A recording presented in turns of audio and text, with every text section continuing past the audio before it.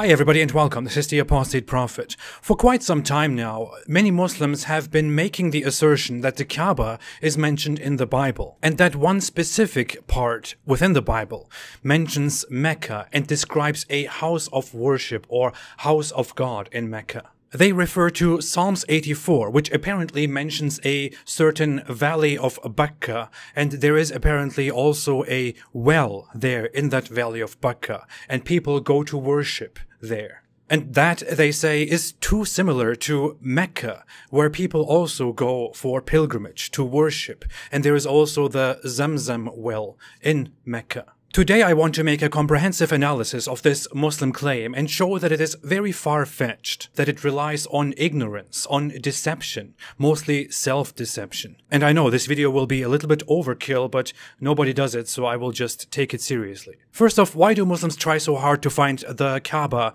or Mecca in the Bible? As I have explained in several videos now, Islam makes the claim that the Kaaba is the first house built for Allah, and this is the most precious thing on the earth. It was built by Abraham, according to Islam, for all humanity, and all humanity is supposed to come to the Kaaba for pilgrimage. And according to Islam, this started in the time of Abraham. The Quran calls Mecca the mother of cities, and Muslims have generally adopted this idea that Mecca was a hugely important city that played a universal role. It was a center of trade and of worship, and people from all around the world came there. So they have to somehow back up the historicity of this and show to us that that was indeed true. They have to explain the missing link between Islam and between Abrahamic religion, because if Abraham built it and if it was so significant, so universal, then it should have some link to Abrahamic religion, but it doesn't seem to have a link. It must also be found in those older books, the scriptures, the Bible, because according to the Muslim narrative, those books were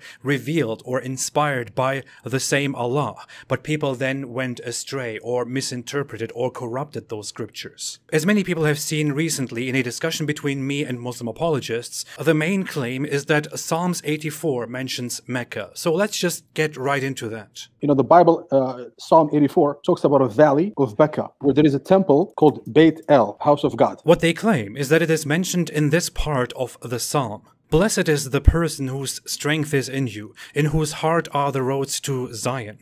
Passing through the valley of Baca, they make it a spring. The early rain also covers it with blessings. They go from strength to strength. Every one of them appears before God in Zion. Although many people who are familiar with the Bible might already find this a little bit ridiculous, I want to go into everything that is wrong about this claim. And I will start with one very significant problem, which is that these passages don't talk about something called Baca. What the passage says is, passing through the valley of Baca, they make it a spring. The word here, which is not Latinized the way Arabic is Latinized, is not Baca or Bakka, which sounds similar to Mecca. It is Baca. The Muslim claim is that it is Baca, and that the Quran mentions Mecca as Mecca and as Baca, and that Baca was an old name of Mecca, which is a whole disputed different matter, but that's a different story. So they read this as Baca and say, oh look, this points at that. But these words are completely different. They don't sound the same. What Baca means, according to the traditional narrative, according to interpretations by scholars,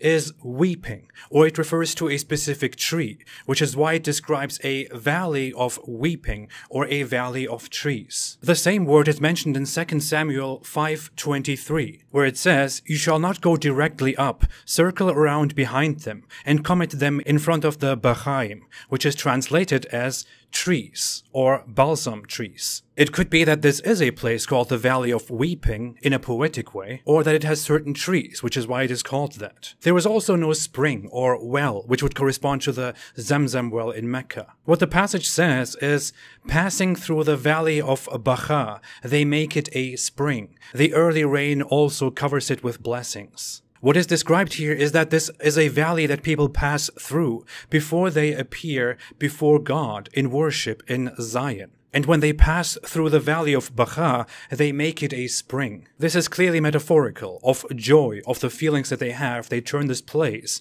into a spring. The Psalms are very poetic. They use such language throughout, all the time. There is also no house of God here in the valley of Baca or anything like that, as some Muslim apologists would want you to believe. Where there is a temple called Beit El, house of God. This psalm is about Zion, the place of God, where people go to worship, God's dwelling place. The psalm begins with, "How lovely are your dwelling places, or your tabernacles, Lord of armies. My soul longed and even yearned for the courtyards of the Lord. My heart and my flesh sing for joy to the living God. The bird also has found a house, and the swallow a nest for herself, where she may put her young. Your altars, Lord of armies, my King and my God. Blessed are those who dwell in your house. They are ever praising you. Blessed is the person whose strength is in you, in whose heart are the roads to Zion. Passing through the valley of Baca, they make it a spring. The early rain also covers it with blessings. They go from strength to strength. Every one of them appears before God in Zion." It continues, "Lord, God of armies, hear my prayer. Listen, God of Jacob. See our shield, God, and look at the face of your anointed. For a day in your courtyards is better than 1,000 elsewhere. I would rather stand at the threshold of the house of my God than live in the tents of wickedness. For the Lord God is a sun and shield. The Lord gives grace and glory. He withholds no good thing from those who walk with integrity. Lord of armies, blessed is the person who trusts in you." So this is about longing for the place where God is worshipped, where his house is. And people pass through the valley of Baca when they go there. The valley of Baca, or the valley of Baca, or the valley of Baca, accurately, is not the focus of this. It is merely a valley mentioned for the purpose of expressing emotions, expressing longing. It speaks of appearing before God in Zion. Where is Zion? The word Zion comes from Mount Zion, which was at the center of Jerusalem, where the stronghold, the fortress of this city was built. According to the biblical history, David comes and conquers that mount, that hill, and this city becomes the center of these people, becomes the center, the capital of Israel. And thereby Zion, which was the original place of this hill and of this city, becomes synonymous with the center of Israel, of the people of Israel, the house of God. Some Muslim apologists want to make the objection that this cannot be referring to Jerusalem, because David wrote the Psalms, and in the time of David there was not yet a temple in Jerusalem. But this objection fails on multiple levels. As explained, David conquered Jerusalem, according to the biblical narrative, and Zion did become the capital, the seat of Israel, the land of God. The Ark of the Covenant, which was very significant to God's presence and glory, was brought to Jerusalem, while the tabernacle, which was a tent in which there was the representative or the actual presence of God, was in Gibeon. After David, King Solomon brought the tabernacle to Jerusalem, and there he built the temple. The bigger problem with this objection is that the Psalms are not all written by David. In fact, when you look at Psalms 84 and you read it in the Bible, you can see that the psalm is attributed to the sons of Korah. Traditionally, the author of this psalm is known as the psalmist, who is somebody among the sons of Korah, who have written or created some of the psalms. And the traditional understanding here was that this psalm was written by the Korahites during an exile or while they were distant in lands far away to express their longing for Jerusalem, for Zion, for the house of God, for the pilgrimage. This is where it gets really interesting and really troubling for the Islamic narrative. Zion as the house of God is mentioned very often throughout the Psalms. Psalms 87 is another psalm which is attributed to the Korahites. And that one says, "He has founded his city on the holy mountain. The Lord loves the gates of Zion more than all the other dwellings of Jacob." It further references Rahab, which is poetically used for Egypt, Babylon, and Philistia, and Tyre, and Cush. And the psalm is all about, again, praising the land and the house, the dwelling place of God and his people. Could this be about Mecca instead of Jerusalem? Another example is Psalm 42, which is also attributed to the sons of Korah. Here it expresses another longing and another praise, another stream of emotions for the house of God, while the speaker here hails from the land of Jordan, the heights of Hermon, from Mount Mizar, which is up here and is not even remotely close to Mecca. Another example is Psalms 48, again from the sons of Korah, in which it again says, "Great is the Lord and most worthy of praise in the city of our God, his holy mountain. Like the heights of Zaphon is Mount Zion, the city of the great king. God is in her citadels. He has shown himself to be her fortress." Again, compare two places around Jerusalem, and Zion is described as a place of glory with citadels. Jerusalem has a long history that we can actually historically track. When it comes to Mecca, we don't have anything. Psalm 78 is a psalm of Asaph. Here it says, "God is known in Judah, his name is great in Israel. His tabernacle is in Salem," which is another word for Jerusalem. "His dwelling place is also in Zion." Pretty clear, right? And one more example, a psalm attributed to David himself, Psalm 132. This is a very significant source. In this source, it talks about how the Lord has chosen Zion. He has desired it for his dwelling, saying, "This is my resting place forever and ever. Here I will sit enthroned, for I have desired it. And here I will make a horn grow for David." This is clearly in reference to the traditionally known Zion, with such a narrative that is completely unfamiliar and unknown to Islam. Using different references within the same collection of books, it is clear as day that Psalms 84 has nothing to do with Mecca. The scholarly idea around the valley of Baca is that it is like one of the many valleys mentioned in the Bible, which is mentioned for one of its attributes, and which plays no further significance, but it's only part of the narrative here. There are many valleys mentioned in the Bible, some of them significant because something important happened there, others not so significant and hard to point at in today's time. Another assertion that is made is that the Valley of Baca is a place that David fled to, according to the Bible. This is somehow picked out by certain Muslim apologists, like the one that I talked to. David at the time, he ran away and he stayed there for a while. So when he came back, he wrote a psalm about how much he misses this place. And presented as supporting evidence. But this is very strange, because the Valley of Baca, as mentioned, is only mentioned here in the Psalms 84, and in another place it is mentioned as trees in a battlefield. David does flee in the biblical narrative because he's supposed to be killed. He has a dispute with King Saul. But the place he flees is Philistia. He hides in the region, hides in places that he knows to escape his death, but to still be involved in domestic situations. Why would he flee to Mecca, which is a place that wasn't even known until the emergence of Islam? This is simply something that certain Muslim apologists made up out of thin air. There is one more thing, which is a location, a place mentioned in the Bible that is called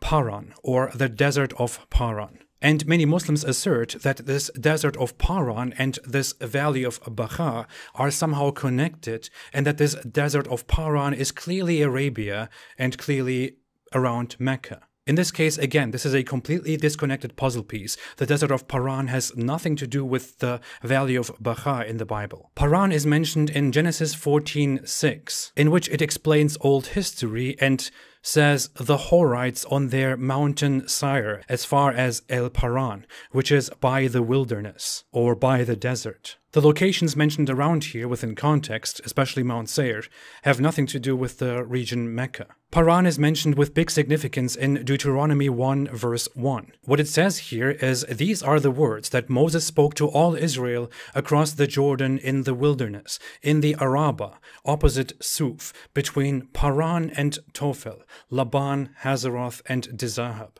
It is 11 days' journey from Horeb by way of Mount Seir to Kadesh Barnea. Some of these locations are not exactly known. Some of them are vaguely put. But from all the information that we have here, it describes the location of Moses across the Jordan in a wilderness in Arabah, between Paran and several other locations, 11 days' journey from Horeb on this route, which will be somewhere here in the region, and definitely not in Mecca.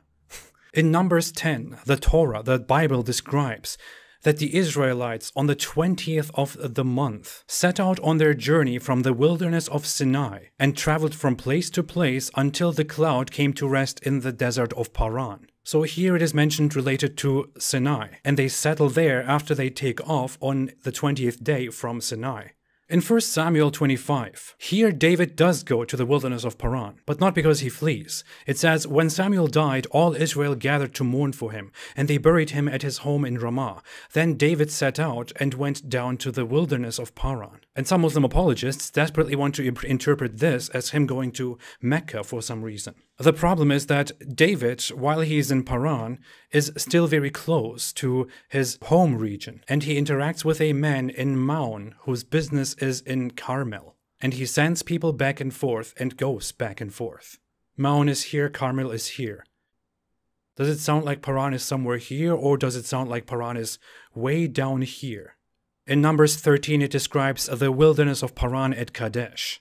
I know, I think the matter is already settled, but I'll go on and give 3 more examples. In Genesis 21:21, Ishmael lives in the desert of Paran, which is why Muslims want to think this is Mecca, because according to their mythical narrative, Ishmael was in Mecca and Abraham was there with him when he built the Kaaba. But Ishmael's mother, Hagar, who was Abraham's servant, not his wife, is from Egypt, and here in Genesis 21:21, she goes to Egypt to get a wife for Ishmael from Egypt, which would be very inconvenient to do from down here.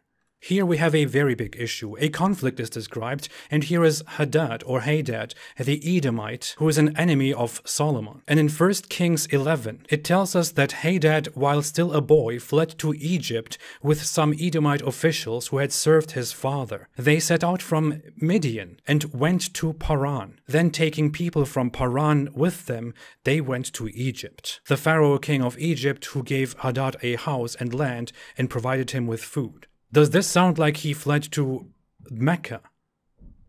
As we can see, regarding the Valley of Baca and regarding Paran, we have so many references. If we actually use them and actually look at the context, then the Islamic narrative is beyond absurd. There is not only no reason to believe that the Bible describes the Kaaba and Mecca, it is also extremely absurd to use these sources to assert that the Bible does reference the Kaaba and Mecca. Also, the Kaaba is supposed to be of huge significance for Abraham, in the story of Abraham. That's where the first temple is built. That's where Abraham is supposed to invite everybody to. So you would expect that the Kaaba and Mecca are mentioned in the Torah, in Genesis, in the story of Abraham, not in the Psalms, which are songs of praise and of other issues. If you want to reference the Bible, according to the Bible, Abraham's journey took place mostly in these regions. We have sources that mapped the journeys of Abraham according to the Bible. Why would Abraham be up here when his job is to invite the people of the world to